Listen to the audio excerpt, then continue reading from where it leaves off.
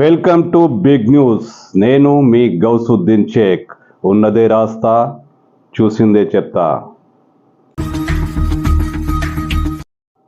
బిడ్డ కేసీఆర్, నేను గనక గేట్లు తీస్తే నీ పార్టీలో ఒక్కరూ మిగిలరు. నువ్వు, నీ అల్లుడు, నీ కొడుకు, నీ కూతురు తప్ప బీఆర్ఎస్లో మిగిలే వారుండరు.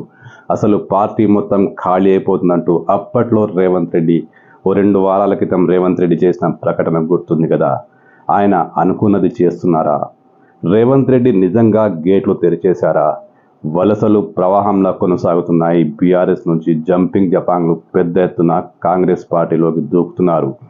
ఏ రోజు చూసినా వలసల ప్రభావమే కనిపిస్తుంది, వలసల వార్తలే కనిపిస్తున్నాయి. అంటే రేవంత్ రెడ్డి గేట్లు తీసేశారా? బీఆర్ఎస్ను ఖాళీ చేసే మార్గాన్ని సుగమం చేశారా? ఇప్పుడు ఎమ్మెల్యేలు, ఇతర నాయకులు అందరూ బీఆర్ఎస్ నుంచి కాంగ్రెస్లో క్యూ కడతారా? అంటే పరిణామాలు అలాగే కనిపిస్తున్నాయి. రోజుకు 2-3 కాంగ్రెస్ పార్టీలో చేరిపోతున్నారు. చేరుతున్న వారు మామూలు వ్యక్తులు కాదు, బీఆర్ఎస్లో కీలకమైన నేతలే, కీలకమైన ప్రజాప్రతినిధులే. అంటే రేవంత్ రెడ్డి పక్కాగా గేట్లు తీసేశారు. తెలంగాణ ముఖ్యమంత్రి, కాంగ్రెస్ పార్టీ అధ్యక్షుడు రేవంత్ రెడ్డి గేట్లు ఎత్తడంతో బీఆర్ఎస్కు దెబ్బ మీద దెబ్బ పడుతోంది. ఆ పార్టీ నుంచి వలసలు పెద్ద ఎత్తున కాంగ్రెస్లోకి కొనసాగుతున్నాయి. వరంగల్ ఎంపీ నిన్న కాంగ్రెస్ పార్టీలో చేరిపోతే ఈరోజు BRS MP Ranjith Reddy, MLA Danam Nagender ఇలా వరుస కట్టి మరీ కాంగ్రెస్ పార్టీలోకి చేరిపోతున్నారు.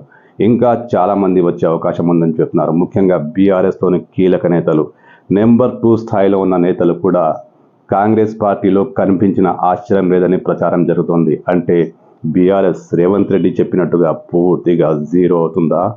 బీఆర్ఎస్ దుకాణం ఖాళీ అవుతుందా? కారు శాశ్వతంగా షెడ్డుకు పోతుందా? రాజకీయం ఇది. ఖచ్చితంగా అదే జరిగే అవకాశాలు కనిపిస్తున్నాయి. ఎందుకంటే రేవంత్ రెడ్డి గేట్లు ఓపెన్ చేసి అందరికీ స్వాగతం పలుకుతున్నారు. తెలంగాణలో కాంగ్రెస్ ప్రభుత్వం ఏర్పడిన అనంతరం వెంటనే బీఆర్ఎస్ పార్టీ రియాక్ట్ అయింది. అనేక మంది నేతలు మాట్లాడడం ప్రారంభించారు.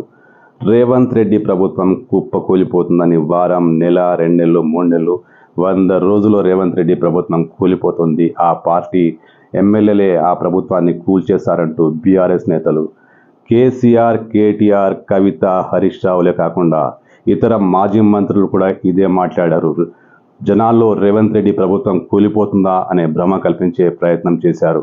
కానీ సీన్ రివర్స్ అయింది. ఇప్పుడు బీఆర్ఎస్ నేతలే ఒక్కొక్కరుగా ప్రభుత్వాన్ని, కాంగ్రెస్ పార్టీలోకి చేరిపోతున్నారు, బీఆర్ఎస్ను వదిలేస్తున్నారు. అంటే ప్రభుత్వాన్ని కూల్చేస్తాం, పడేస్తాం అని చెప్పిన బీఆర్ఎస్ ఇప్పుడు కాస్త మౌనంగా ఉన్న ఆ పార్టీ పునాదులే కూలిపోతున్నాయి. బీఆర్ఎస్ఏ కుప్ప కూలిపోయే పరిస్థితికి చేరుకుంది. ఎందుకంటే రేవంత్ రెడ్డి చెప్పినట్లుగా గేట్లు ఓపెన్ అయ్యాయి. అయితే కాంగ్రెస్ పార్టీ నుంచి అందుతున్న సమాచారం ప్రకారం ఇది ఆరంభమేనట. ముందుంది ముసళ్ళ పండుగ అంటున్నారు. ఇప్పుడు కొంతమంది చేరారు, కానీ మరో వారం 10 రోజుల్లో బీఆర్ఎస్ ఖాళీ అని చెప్తున్నారు. బీఆర్ఎస్ నేతలు, కీలక నేతలు, పార్టీలో కీలకమైన నేత ఇంకా పేరు బయటికి రాలేదు, కానీ ఆయన కూడా రేవంత్ రెడ్డితో టచ్లో వచ్చారట. కాంగ్రెస్లోకి చేరిపోయేందుకు ఆయన మార్గం రెడీ చేసుకున్నారట. ఒక్కరు కాదు, ఇద్దరు కాదు, చాలామంది క్యూలో ఉన్నారంట. అంటే ఎంపీ ఎన్నికలు ముంచుకొచ్చిన వేళ ఎంపీ ఎన్నికలకు నోటిఫికేషన్ కూడా వచ్చేసింది. ఎలా పోటీ చేయాలో, ఏ నినాదంతో వెళ్లాలో తెలుసుకోలేక బీఆర్ఎస్ సతమతం అవుతున్న వేళ ఒకవైపు కవిత అరెస్టు, ఇప్పుడు దెబ్బ మీద దెబ్బలు, నాయకులందరూ వరుస కట్టిపోతున్నారు. అంటే రేవంత్ రెడ్డి ప్రభుత్వం కూలిపోతుందో కూలిపోదో ఎవరికీ తెలియదు. కూలిపోయే అవకాశాలు లేవన్నది కూడా వాస్తవమే. కానీ బీఆర్ఎస్ కూలిపోతుంది, బీఆర్ఎస్ పునాదులు కదులుతున్నాయి. ఈ పరిస్థితిని కేసీఆర్ ఎలా అధిగమిస్తారో వచ్చే రాజకీయ పరిణామాల్లోనే గమనించాల్సి ఉంటుంది.